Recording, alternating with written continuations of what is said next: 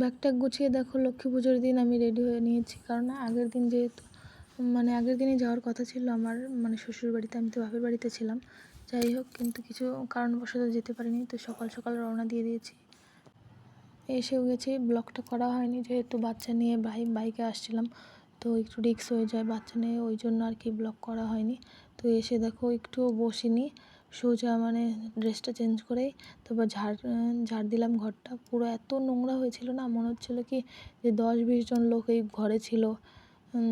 ছড়ানো ছিটানো নোংরা হয়ে সব জিনিস কেমন যে অবস্থা ছিল। আমি এসে একটু বসার জায়গা করলাম, বিছানাটা তো দেখার মতো ছিল না। যাই হোক, তারপরে এসে ঘরটা ঝাড়ু করে মুছে নিলাম।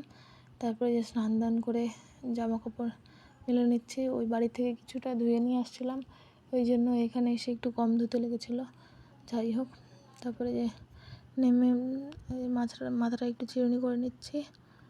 স্নান করে এলাম যেহেতু সিঁদুর তো পরতে হবে, এর মাঝেই সময় করে সিঁদুর পরে নিচ্ছি।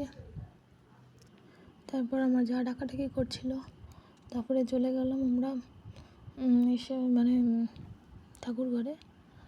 যাই হোক, ঠাকুর ঘরে গিয়ে ওই আসনটা নামালাম, ঠাকুর সব সরিয়ে উপরে রেখে তারপরে আসনটা নামিয়ে নিয়ে আসলাম, কারণ ওটাও ধুতে হবে। আর থালা বাসন দেখো, থালা বাসন একদম কারি, এত থালা বাসন ছিল, যেহেতু পায়ে এসে ওগুলো করবে, ওই জন্য আর কি অনেক থালা বাসনই দরকার ছিল ওগুলো। তারপরে আসনটা দেখো ও ভালো করে ধুয়ে দিচ্ছিলো, আর আমি ভালো করে ঘষে সুন্দর ধুয়ে নিলাম।